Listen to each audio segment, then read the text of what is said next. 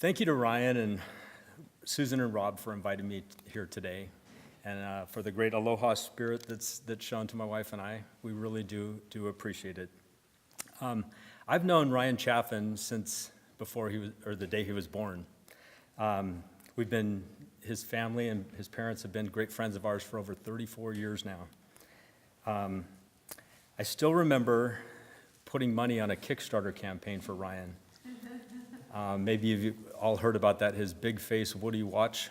And I just remember when that arrived in the mail at my doorstep, I felt so proud to know Ryan Chaffin. I think he truly is my mentor, so it's great to see. Before I get started here, I always like to take pictures with friends, so I thought maybe I could get all of you to, this is a 360-degree camera, so everyone smile and give me a big shaka, huh?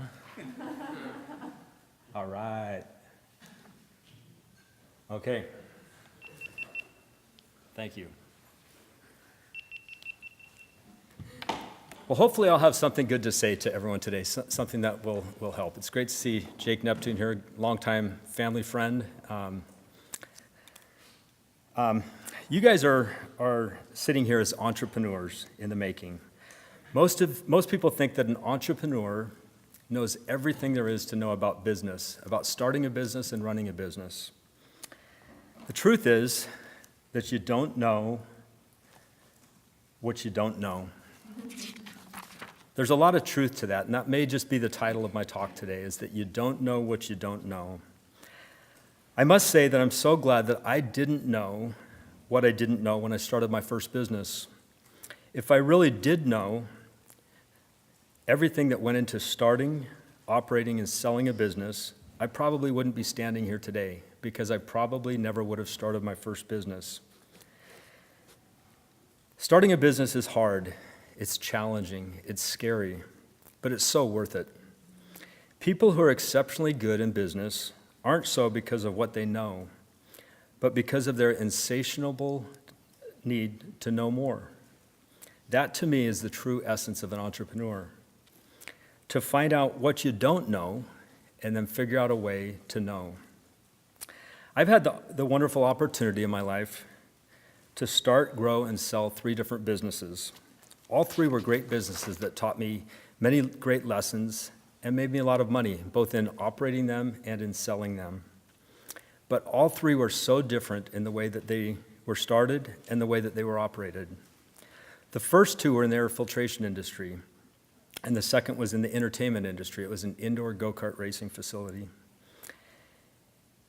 It was a business that I dreamed of opening for a long, long time. In business, I believe that there are really 3 stages or phases of a business. There's business infancy, business adolescence, and business maturity. Business infancy is where everything relies on the business owner to get things done. He or she is the master juggler, keeping all the balls in the air with everything in the business. Business adolescence begins at the point of life when you point in your life of your business where you decide to get some help.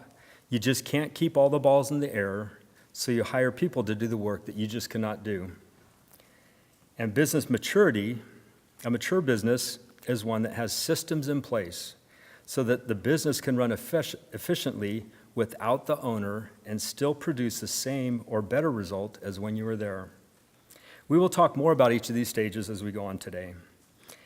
You might not know this, but everyone who goes into business has to play the role of 3 different people to be successful as an entrepreneur. I call them the worker, the planner, and the dreamer.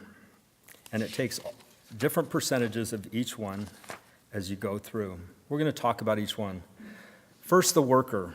The worker is a person who lives in the present and does one and only one thing, work. The worker's boundary is limited only by how much work he can do himself. The planner lives in the past and establishes order in the workplace. The planner is defined by how many workers he can manage. And the dreamer thinks ahead, and makes plans for the future. He's a big picture person with big dreams and a great vision. The dreamer's boundary is a function of how many planners and managers he can engage in the pursuit of his vision. We will talk more about each of these as we go on today too, but all three of these personalities must exist to be a successful entrepreneur. Today I'd like to take you on a little trip through time with some of the stories and ideas and the differences between my first business and my last business. We will discuss how the three business stages and the three business personalities all existed in each of my businesses, along with some other lessons learned along the way. Let me begin by taking you back in time 28 years ago. I was just turning 30 years old and was in a bit of a rut in my job. I had been very successful in climbing the corporate ladder in the air filtration industry and had recently been promoted to the Western Regional Sales Manager for Purolator Products. They loved the job that I was doing, and I was pretty much my own boss, but something was missing. I had always wanted to start and run my own business and knew that one day I would, but it seemed like the higher that I climbed that corporate ladder, the harder it was to jump off. I felt in my heart that now was the time. I pitched the idea that I had to my best friend Denny, and he said, "If anyone can do it, Brent, you can." That was all the confidence that I needed, and I was off to the races. I quit my job. I got a business license. I leased a building, secured a supplier of filters, came up with a name, and opened my doors. FilterWorks was born. It was just me at the start. I ordered the filters. I sold the filters. I delivered the filters, and I installed the filters. I answered the phones. I paid the bills. I collected the money, and I made the bank deposits. I did everything else that went into running a new business. I was a one-man show.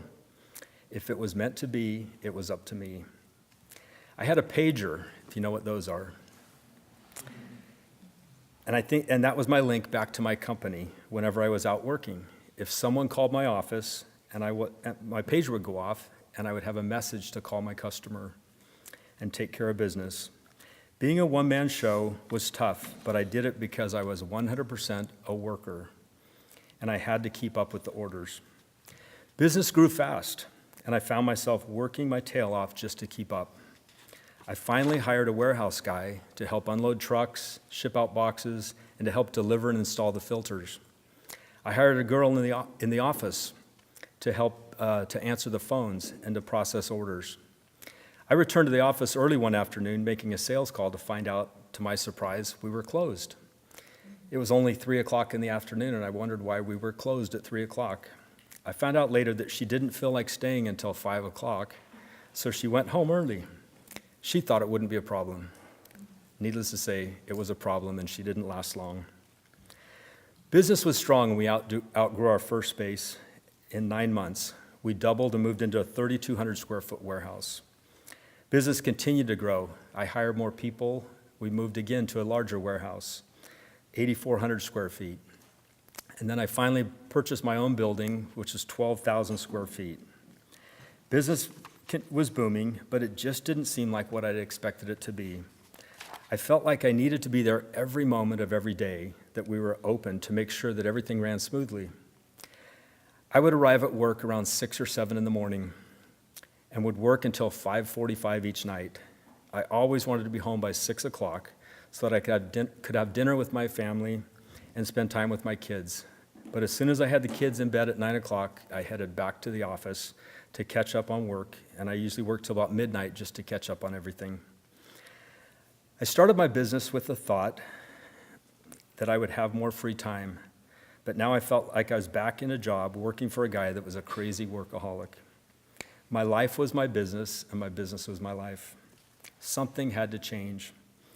A close friend and mentor of mine shared a book with me that totally changed my outlook on business and my outlook on life. I meant to bring a copy of that book. It's sitting back in my hotel. It's called The E-Myth. It talked about how you need to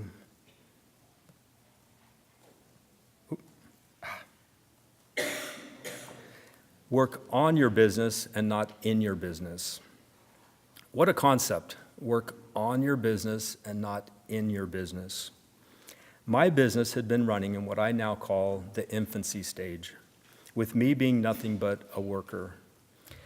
As soon as I realized that it was time to do something about it and work on my business, I moved from the infancy stage and into the adolescent stage.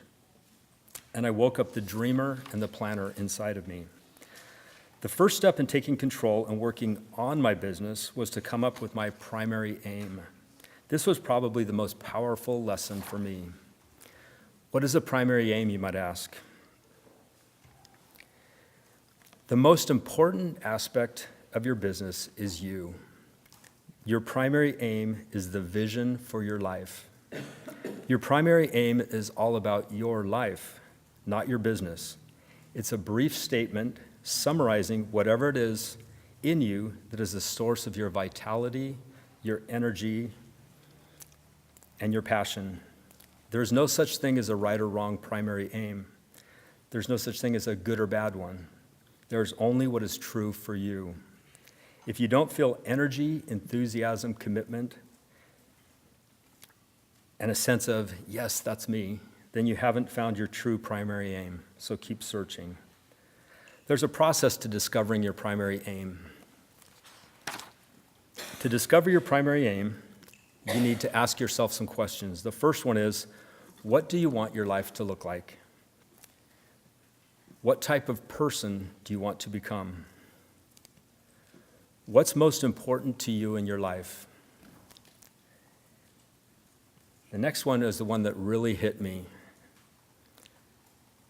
You're supposed to write your eulogy. At the end of your life, what would you like people to say about you and to remember you for? What do you want people to say about you, your accomplishments, and your life story when it comes time for your funeral? I have a passion for fun, as I think my wife so eloquently just mentioned. And I've always wanted to be known for having fun and having a good time. I love to ride anything from mountain bikes to road bikes, surfboards to wakeboards, skateboards to skis. I love to ride. I love to travel. Travel and adventure must also be a part of it. And as Sue said, I love to share my toys and my passion for fun with others. Seeing someone learn to surf behind my boat for the first time and let go of a handle, if any of you have ever wake surfed, it's so fun to see that excitement. And I get more of a joy out of that than doing it myself. The next thing you do is you assemble your primary aim. You write a statement of the essence of your primary aim. Ideally, this should be a single sentence that describes what you want your life to be like in order for you to express what's most important to you. It should make you feel energized, enthusiastic, and committed. Keep rewriting it until your final statement makes you feel this way. I'd like to share with you my primary aim because it's been, since I came up with it or created it years and years ago, everything in my life revolves back to this, and that is enjoy the ride and help others to enjoy the ride along the way. That brings power to me. To me, the ride is life. As I go through life, I need to enjoy every moment of it just as much as I love to ride. And most importantly, to help others to enjoy the ride along the way. This was powerful to me and really changed my view on my life and on my business. My business was preventing me from enjoying my life because it was like an anchor holding me down. Sure, business was growing and doing well, but I felt like it consumed every minute of my life. I now found my drive and felt energized to work on my business. I was once told that I should set my business up as a franchise prototype. At first, I didn't know what they meant by that when they said it. But then a light went off, and it was crystal clear. Not set up as a franchise, but as the prototype, as if you're going to set up 500 more businesses exactly the same way. The process to create a franchise prototype is to create a model that has perfect order of business, with all the work being documented in operation manuals, a model that provides customers with an expected and consistent experience every single time. The most successful franchises in the world provide their franchisees and their managers with detailed operations manual that documents things such as store layout, product pricing, signage, how to handle customer complaints, when to flip a burger, employee dress code. Doesn't it make sense that every business should have a guide, a manual, or a rule book? Wouldn't you love to be able to empower your managers and employees to take more responsibility for the business's operations by providing them with the necessary tools to get the job done? When you buy a new appliance, it comes with a manual that documents exactly how you need to operate it to achieve the intended result. Push this button to do this, push that button to do that. Every sport has a rule book, every course has a textbook or a syllabus, and every successful business has an operations manual. To take it a step further, just think of our wonderful church. Think of the planning and forethought that have gone into setting up the general handbooks for the church. I'm in the bishopric of our ward, and the answer to almost every question that I may have, or that any member of our ward may have, is found right there in the church handbook. How and when is ward council to be held? Who should attend? How do we advance young men in the priesthood? How do we advance young women in the young women's program? All of the recent changes that were announced in General Conference were just updated in the new handbook so that everyone in every ward around the world knows just how we do things in our church. Could you imagine how great our business could run if they were as documented and as well organized as our church is? I now needed to create an effective, consistent, and orderly system of doing business, all documented in an operations manual. I needed to make my business system-dependent rather than people-dependent. A business that works and has all the proven solutions to all possible dilemmas, and a business that is built with the purpose of being sold. Because the true product of a business is the business itself.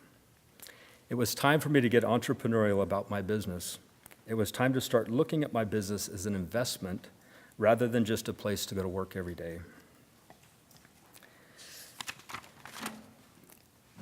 A good friend of mine once told me that if you sell a product, that you should turn it into a service. And if you sell a service, you should turn it into a product to differentiate yourself.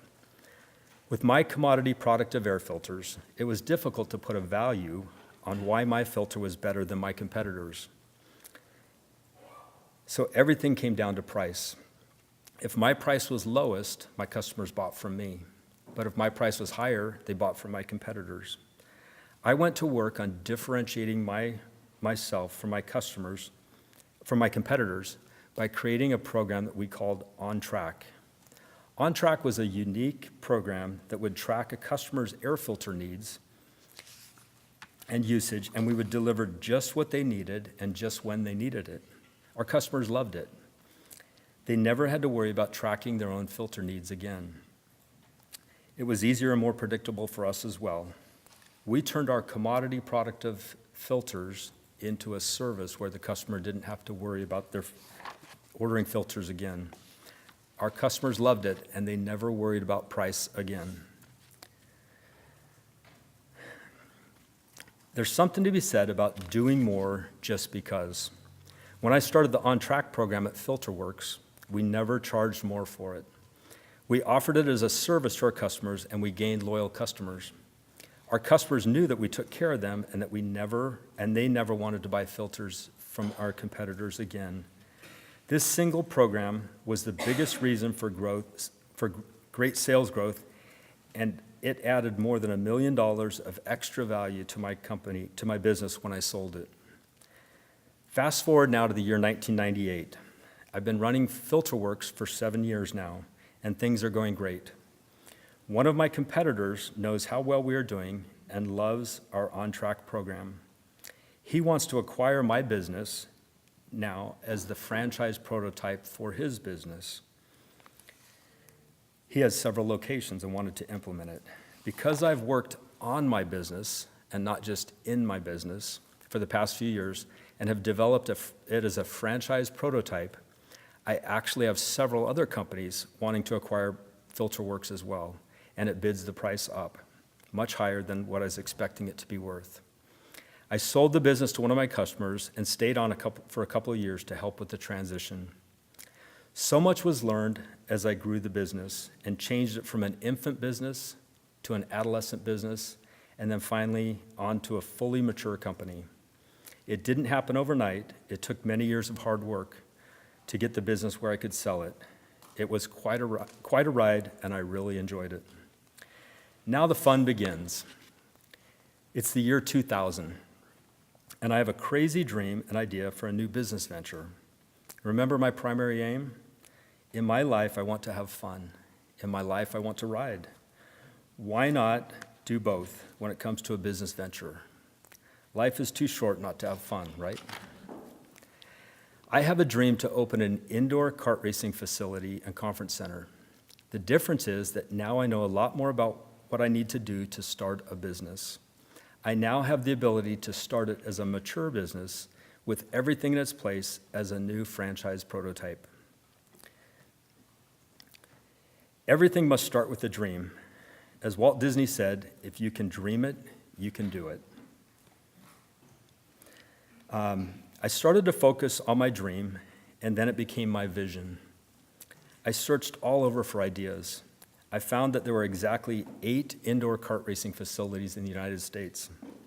I visited several of them, but I was a bit disappointed with what I found. They were not what I had in my vision. I probably learned more of what not to do than what to do. They were dirty and poorly run, very much like a business in the infancy stage. I wanted something that was world-class. That was my vision. I wanted something like a Disney experience. So I went to work on focusing on my vision of what I wanted it to be. I wanted it to be an experience that customers would never forget. I wanted my customer to feel like he was Mario Andretti for the day. I found out that indoor kart racing was a big deal in Europe, and especially in the Netherlands, with more than 75 locations in the country, in the Netherlands. I booked a trip, and I was on my way for a whirlwind trip to Europe, where I visited about 40 to 50 indoor go-kart tracks in a week. I went to the Netherlands, I went to Belgium, I went to Germany, I went to France and England. I got some great ideas, but I probably learned more, again, of what not to do. The first place that I visited offered racing suits to be worn by the drivers.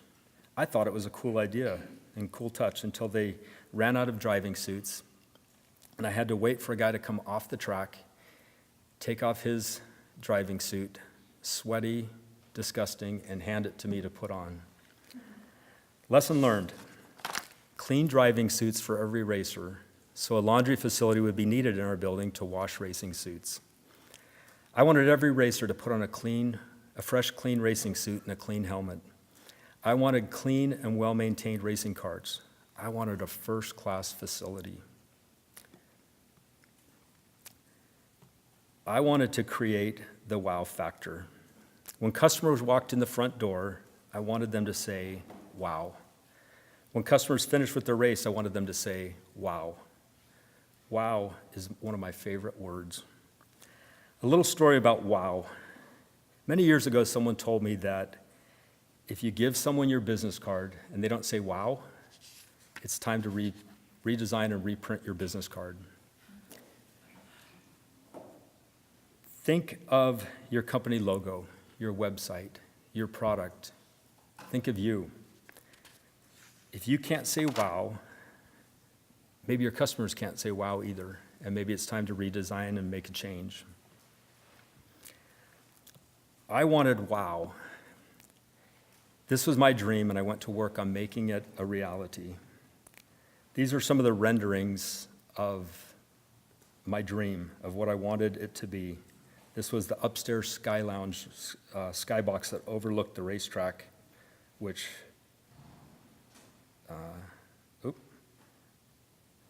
right here where it says RPM, that This was that area that overlooked the track. This was the entry door coming in the front door with real race cars inside. This was the food service area inside. This was the registration desk. I'll show you some real pictures in a minute to show you how it turned out. But I wanted wow, and that was my dream. The next step for me was to create a strategic objective to ensure that my business was in line with my primary aim and was being set up as a franchise prototype. What is a strategic objective, you might ask? Strategic objective is the vision of your finished product that is and will be your business. A strategic objective is a one-page document that describes what you want your business to look like when it's successful or complete. It is the end goal of your business and a tool for measuring your progress along the way. I needed to write a full business plan for RPM, but the first thing that I started with was a strategic objective, a one-page outline that described what my business will be like when it's complete. I'd like to share mine with you now.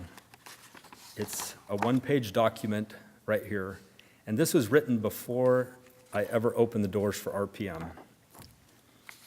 And it says, our strategic objective. And this turned out to be a document that was the front page in our employee manuals, in our operations manuals, and every new hire read this to understand what we did. Our strategic objective. Racing is a competitive, exciting, success-oriented sport. It demands dedication, preparation, teamwork, and a fierce will to win. RPM indoor kart racing will bring the excitement of speed and the thrill of victory to anyone with a competitive edge and a desire to satisfy that need for speed. RPM will provide the ultimate racing experience to our customers through our first premier indoor kart racing facility and conference center in Sacramento, California. We will establish ourselves as a leader in the industry with an opportunity for growth and expansion. RPM will be the premier developer and operator of the finest indoor kart racing facilities in the United States by featuring clean, safe, well-maintained, state-of-the-art racing equipment. We will continually look to the future for the latest technology to better serve our customers. RPM will be profitable in its first year of operation and show continued and consistent growth. Sales revenue for year one will exceed $2.5 million and will exceed $4 million by year three. Teamwork is the engine that drives our company and is essential to our success. If teamwork is the engine, the individual is the power. We believe in the power of the individual and will recognize, train, and motivate all team members. At RPM, we make work fun. All team members are happy, enthusiastic, and excited to come to work. Our customers will choose RPM not only for our unique racing experience, but also because of the way that our facility and team members make them feel. Prompt service, attention to detail, and a friendly smile will be trademarks of RPM. Every aspect of RPM will be standardized and controlled. Procedures and systems will be documented to provide consistent and efficient service.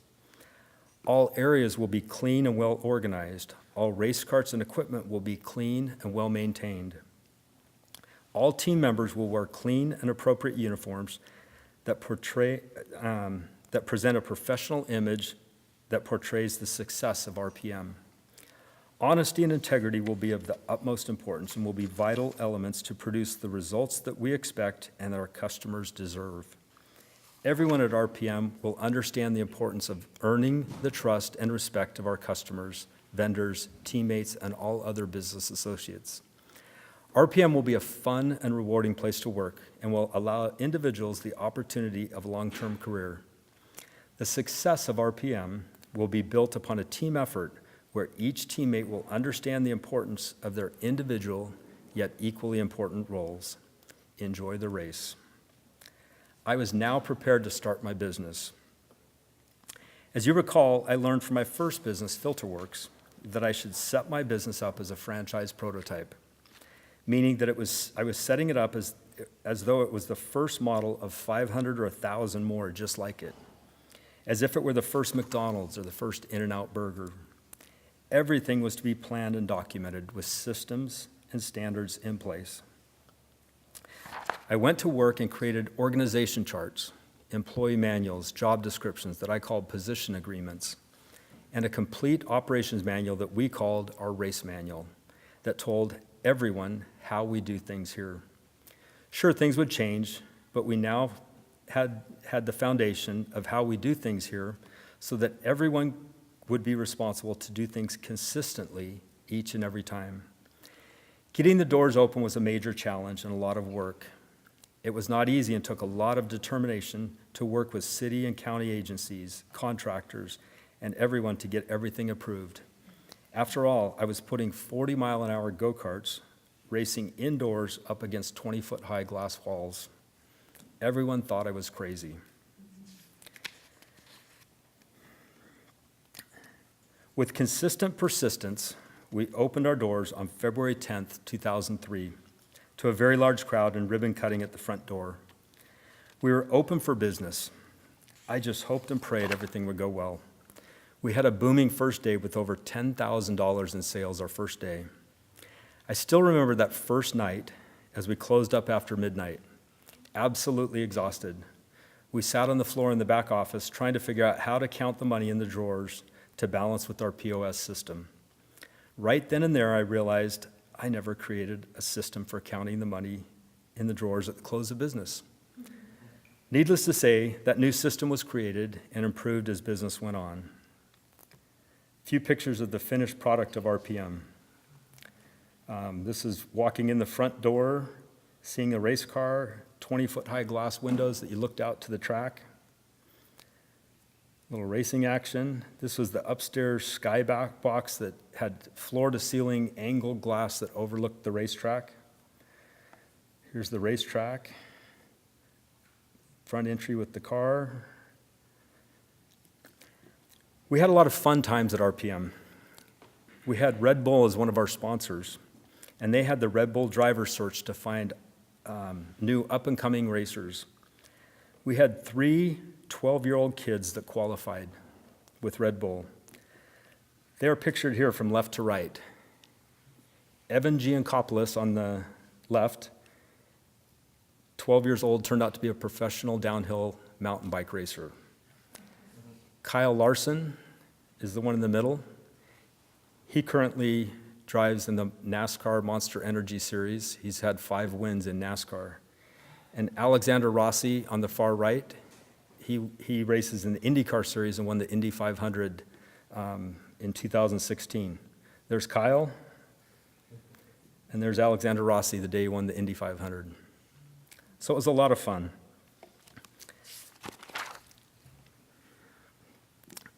I could go on, but I have one final story to wrap things up. I'm a stickler for details. I believe it is so important to pay attention to the subtleties, the small things. It's the little extras that build you up and the little slips that bring you down. Don't just see the forest, look at the trees, the branches, the leaves, and the twigs. It's all in the details. Some of my managers thought that I was crazy for being so focused on details. I always wanted a clean facility, and I always wanted employees to be at their best. We had standards in place to ensure that this would happen. My office was on the second floor in our facility and overlooked the racetrack with floor-to-ceiling glass. I could see everything that went on during each race. Sometimes I would have my managers up in my office, and I would point something out that needed to be corrected or needed attention that wasn't in line with our standards or systems. One of my managers thought that I was focused too much on the details and that I never saw the big picture, the forest. He gave me a pair of rose-colored glasses one year for Christmas, kind of as a joke so that I could put them on and overlook the little details and see the big picture at how beautiful the forest was. He didn't get it. The bottom line is that details do matter. It's the little things combined together that make a great forest and a great business. In 2012, I sold RPM to K1 Speed. They loved my business and have used it as their flagship location. They now have 41 locations, including one here on Oahu. I've been so blessed in my life to learn and understand how to dream, start, operate, and sell a business. My ride in life has been amazing. It hasn't always been easy, it never is. But if we have the right mindset, we can focus on what's most important in our lives and develop our businesses around that. I'm so thankful for the lessons learned throughout my life. They started with a great foundation when I served a mission for our church in Sydney, Australia back in 1980. I recall learning the importance of hard work. I recall learning the importance of giving and serving others. And I learned that you can make work fun and then play at your job. So my wish to each of you is to enjoy the ride. Because I love to enjoy the ride. And if you get a chance, help others to enjoy the ride along the way. Thank you.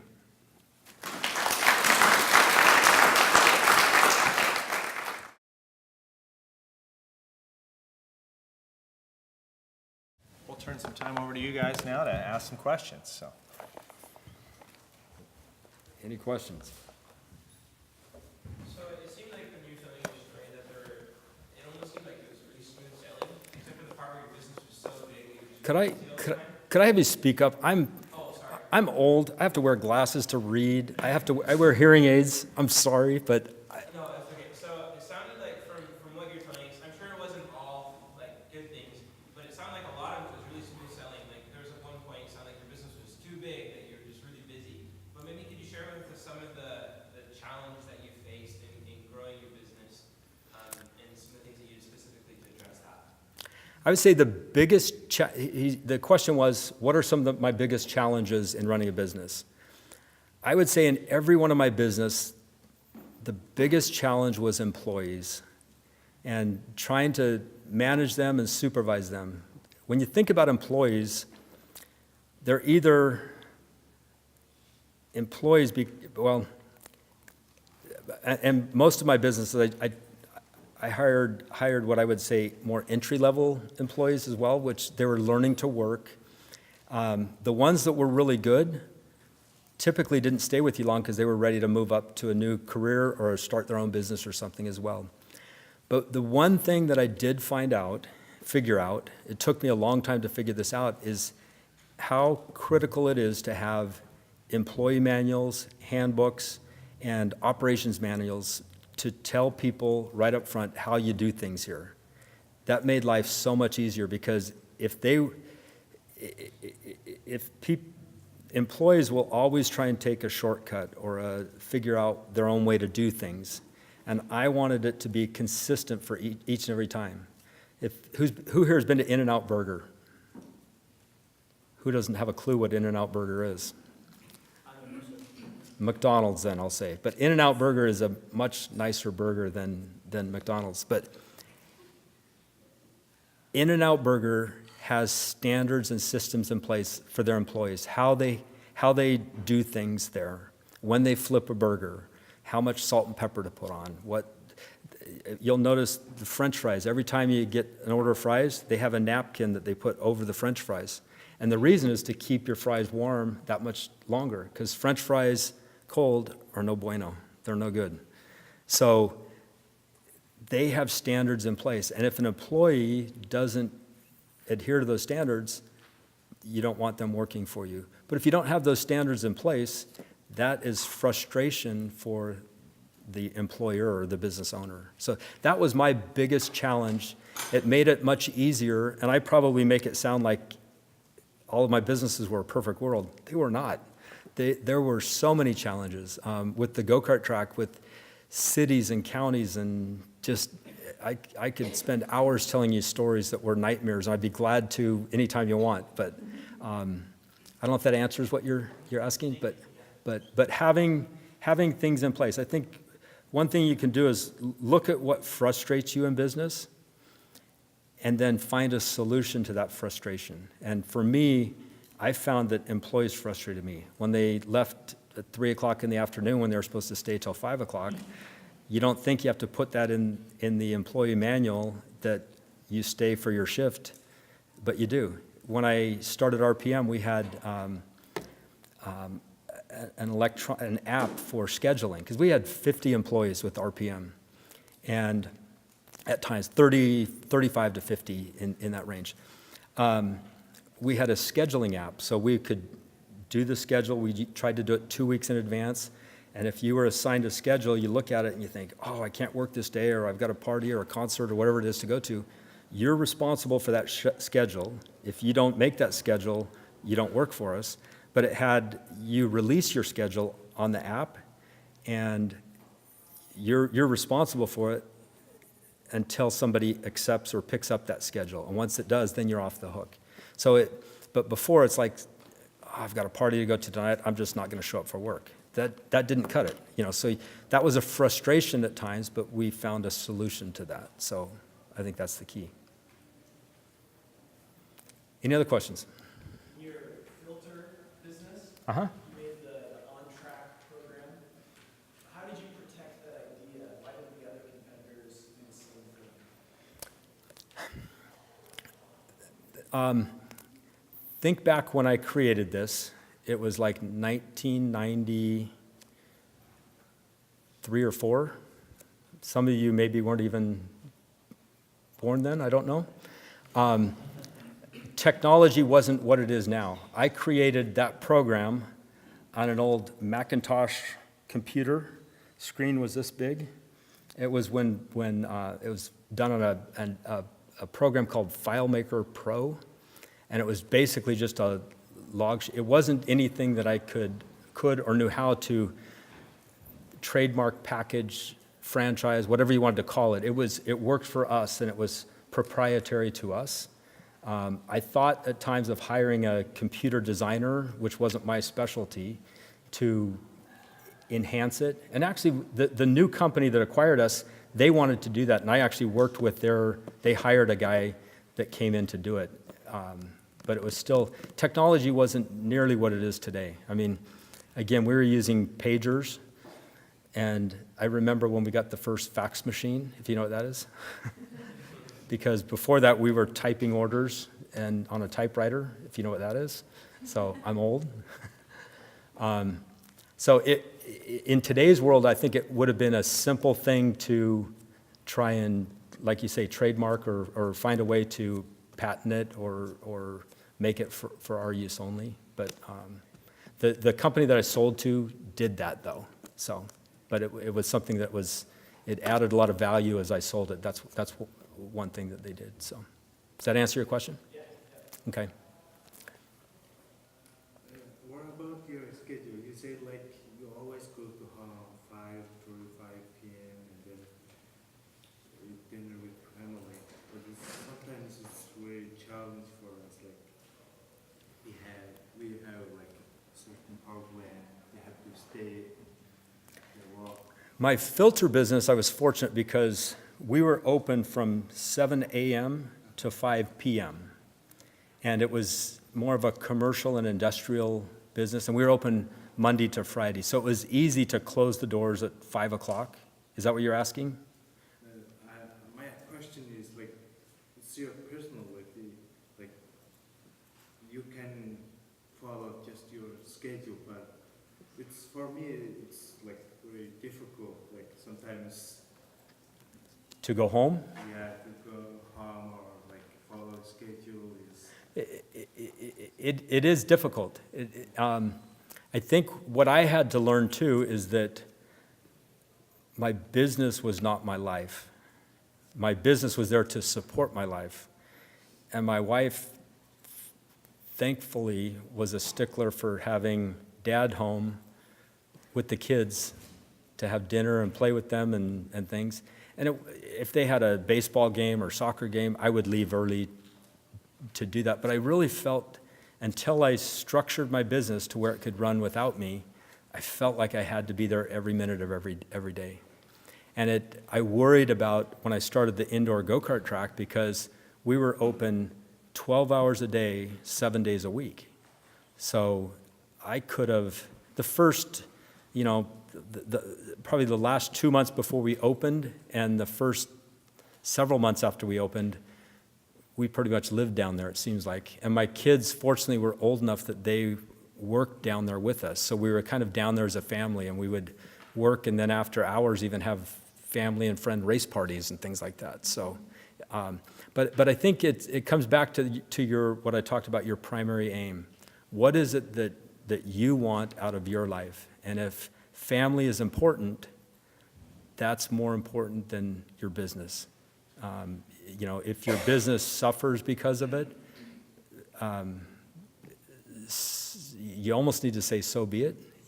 It's, I have 4 kids. 3 are moved on, graduated from college, one's married, but they all 3 live in Utah. I have 1 little girl at home, 14 years old. But that time with them is so short. So make sure you get your values and your primary aim in line with what you want, and let your then run your business around that. Does that make sense? What's the most favorite book about entrepreneurship? I didn't get that. What's your favorite book? Favorite book? Oh, it's called The E-Myth. The E-Myth, M-Y-T-H. It's by Michael Gerber. And I think it's been republished, and it's now called The E-Myth Revisited. And he's done several books also. That there's the E-Myth for real estate agents, the E-Myth for contractors, the E-Myth for lawyers, the E-Myth for different specialty things too that talk. I haven't read any of those, but the E-Myth was, the original one is the one that I read that had a lot of ideas. A lot of these things that I've talked about and I've structured my business around came from that book. So, the E-Myth. So, basically you created and sold 3 businesses. I guess my question is, what are your suggestions for those who are, want to be an entrepreneur someday, but still they're kind of like afraid or scared to start a business, and they don't know how to start, or they don't know how, how to begin with? I think, like I said, mine didn't happen overnight. It's a lot of work. It's a lot of figuring things out. I think it comes down to figuring out what you want and going after it. And everything is a process. It took me 3 years from the time I sold. Actually, there's kind of a whole nother story in there that I didn't think I had time to talk about, but I sold my filter business in 1998. I stayed on with them for 2 years until the year 2000. And while I was there, I kind of had the dream and the ideas and thinking about an indoor go-kart track. It was really 2000 when I left them that I thought, I want to do this. And I opened in 2003. So it took me 3 years I had to find out if I wanted to do it. I had to find the location and secure a building. It took me 10 months to get a use permit to do it. It took so much planning and organizing and energizing. And with everything, if you're going to jump in the pool, sometimes you want to stick your toe in and make sure that the water's the right temperature. Some people get in a little at a time. Some people dive right in. And it kind of depends on the business, I think, and what you want to do. There's something I actually had more in my talk and I shortened it because I was told a half hour, but if we have time here, one thing, I don't think everybody I don't think everybody is designed to be an entrepreneur or a business owner. I once heard it said that just because you're a good cook doesn't mean you should open a restaurant. Because if you're a good cook, you should go get a job at one of the best restaurants and be a head chef at a restaurant. Because once you open a restaurant, you'll probably never cook again. And if that's what your passion is that took you to that, for me, my passion was racing. I loved putting on a helmet and that intense feeling. I can't even describe it, but when you've got a helmet on and you're intensely focused on the guy in front of you and you're wanting to pass him, I love that adrenaline, that fun. That's fun to me. But in starting an indoor go-kart track, I didn't get a lot of that. I got problems with employees. I had people that quit and then filed for unemployment, and somebody twisted their ankle, and we have all these, I had the fire department that made us do a $25,000 renovation because what they approved when we were building it, they said we had to put extra sheetrock and fire dampers and all this stuff in there. And there's a lot of hassles that go with that too. A lot of it too depends on how big the business is and what you're doing. There's a lot of small businesses that can be, that are much more simple to start and to operate and to run. I don't believe that I could have been successful in my indoor go-kart track if that were my first business. I think I had to be an infant first in that first business and learn to fend for myself and learn, I don't want this. I need to get out of this, All of us were taken care of by our moms at one time, our parents. And we grow up and we learn that I don't want to be rocked by mom every night to go to bed. I want to go to bed on my own. And I don't want to be fed by mom every day. I want to eat on my own. And so we progress and move on to where we're mature adults and we handle those things ourselves. And I think a business is very much that way, that you start at a point, and if you're continually progressing and moving the needle ahead, that's what you need to do. There's, back in the .com and all that era, there were a lot of people that just had these huge ideas, and they'd get venture capitals to bring money in, and they hire all these people, and so many of them just tanked because they didn't really know how to run a business, I don't think. So does that answer? I saw your go-kart business and it's huge, and I was thinking in my head, it must have cost you a lot of money. So when you were planning on your business, what made you feel confident to start it and put in a lot of money to get it started? Good question. The question is, it looks like it cost a lot of money to open, which it did, and what made me feel confident that I could do it. A lot of the indoor go-kart tracks that I visited first were a warehouse, and they brought old tires, and bolted them together, and they were dirty and run down, and there was no area for people to sit and people to enjoy the race. Let me back up 1 second. Before I really had the dream of doing this, I used to race go-karts outdoors. And my wife and my kids would come to watch me race, and there was no place for them to be. There were outhouses. There were bleachers. Occasionally there was food, but it was a corn dog and a churro or something like that. So it wasn't the most entertaining thing. So my vision was to bring it indoors and make it first class. We had food service. We actually had a Subway sandwich shop downstairs, and then upstairs in the skybox we served pizza and other hot dogs, other things. And we also did a lot of catering for corporate events, and we had 5 conference rooms in there where people came in for company parties, birthday parties, things like that.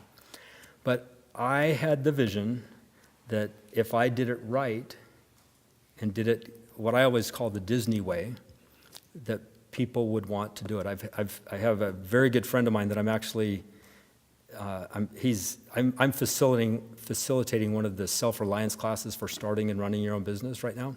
And a friend of mine who's attending it, he's a real estate broker, and before he knew me, he said he walked into my place right after we opened, and it was so nice, he said, whoever this is, they're gonna go out of business right away. And I felt just the opposite of that. I felt that if I had done a cheap job or a poor job and not spent the money on it, that it would have gone out of business. But because we did it right and we did it first class, people would show up there and loved coming to hang out, to have lunch, to have a dinner, have a party. It was competitive. So, did that answer? Would you share one of your biggest failures? I didn't hear that. Would you share one of your biggest failures? One of my biggest failures.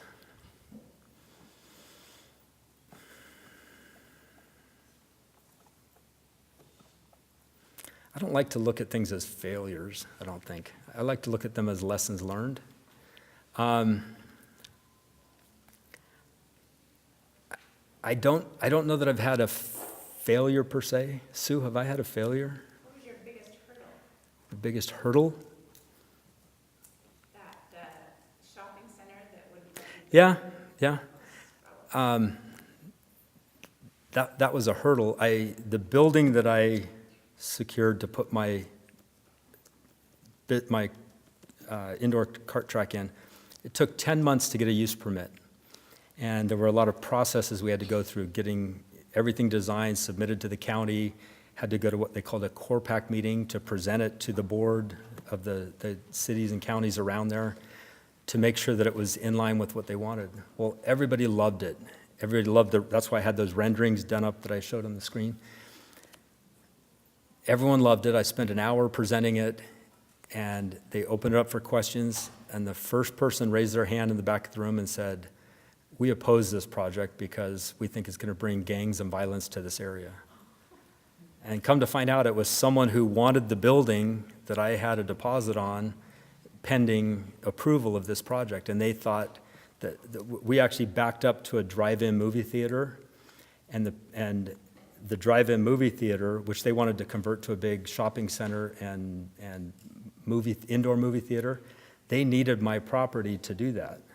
And so they fought me tooth and nail. So fortunately,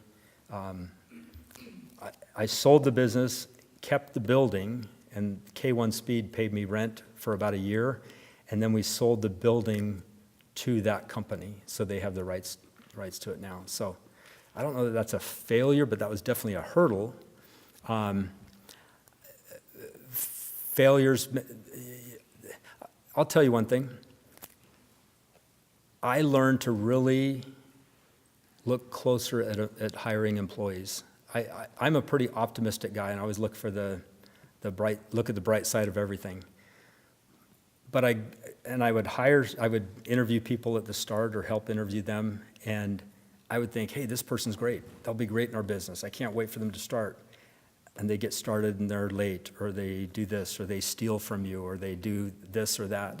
And I think, then I have to terminate them, or that whole process, and then they go to the labor board and they're getting unemployment, or they sue me, and all this stuff that goes on with it.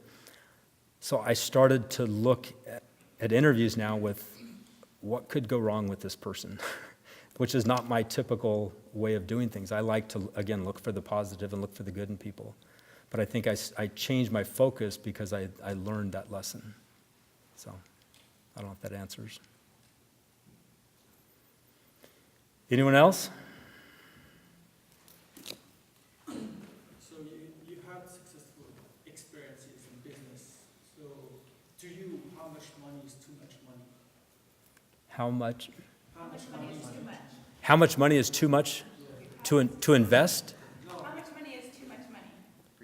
Oh, Like you bring the money into your wallet, right? if you want to give me $10, I'll take it right now. How much money is too much money to invest or in life? I don't know the answer to that question. On one hand, it's never enough. With my first business, FilterWorks, I probably could have retired after that if I wanted to, but I wasn't ready. I was less than 40 years old. I wasn't ready to retire. My second one, I probably could have, but I had the dream at that time to start the indoor go-kart track. When I sold my indoor go-kart track, I've pretty much been retired since then, and that's been 6 years. I've started another little business. I make engraved water bottles, like Hydro Flask type water bottles. But my goal in that is I want no employees. It's 100% me. I'm the worker, but I want it that way. I work kind of when I want and what I want to do. But everybody has a different dream of money. Is it when you make your first million, is that enough? Is it when you make 10 million, that's enough? 100 million? Everybody has different goals and different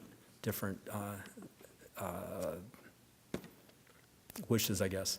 But I'll tell you right now is learn to, as much as you can, avoid debt,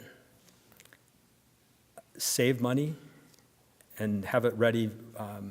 When I started my filter business, let me back up if we have a second here. I remember Sue and I got married in 1982, October of 1982. Our first Christmas together, we were working for different companies. We had 2 weeks off. We paid our bills. We had $15 to our name to live on for 2 weeks over Christmas. That Christmas, we decided together that we were going to start saving money. And we went back to our jobs that we were working for, and I think we had $5 or $10 per paycheck put into a savings account that they had. And then we bumped it to $20 and to $50 and then moved on. But we've always focused on saving for a rainy day.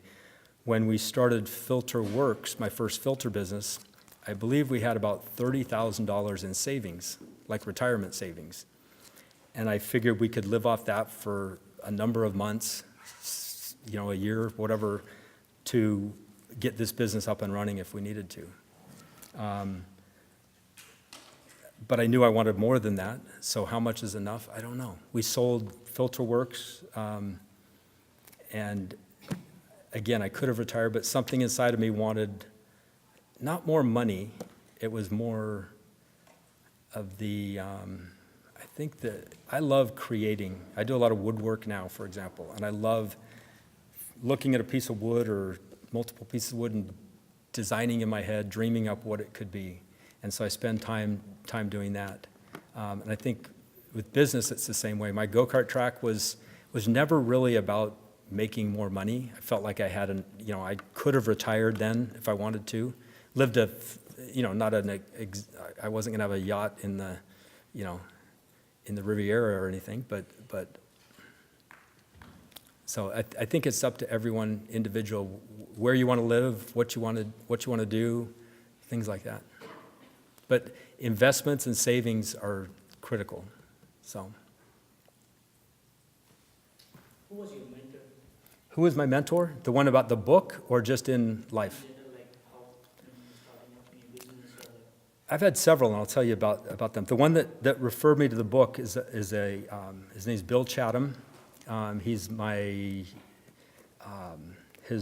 he's an insurance broker, and I do my life insurance through him, and his wife does my other investments. She's a money manager, and he's insurance. They're kind of a team together. But he was the one that referred me to that book that I just loved, The E-Myth by Michael Gerber. I've had several close friends now that are definitely mentors. Tim Chaffin, Ryan's dad, is definitely a mentor to me. He had a system of doing chiropractic work that I just always admired, how efficient he was at that. Denny Wagstaff, Ryan knows him well. He's worked for KFC, Kentucky Fried Chickens, and got it up to where he owned 80-some different stores. Now he owns a bunch of Costa Vida stores, Mexican restaurant.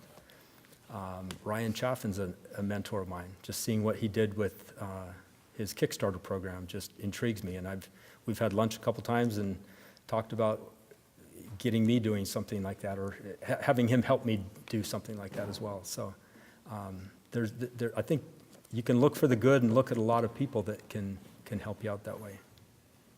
And I think along with that, see what you can do to be a mentor to others as well. It might be just a small lesson that you learned, but it might springboard something to someone else. I think when, in my story here, I told you Denny Wagstaff. Denny said, if anyone can do it, Brent, you can. That gave me confidence to start my own business. Maybe it was foolish, because I didn't know what I didn't know. But that gave me confidence, and he was my mentor, especially at that point right there. We going on too long? Yeah.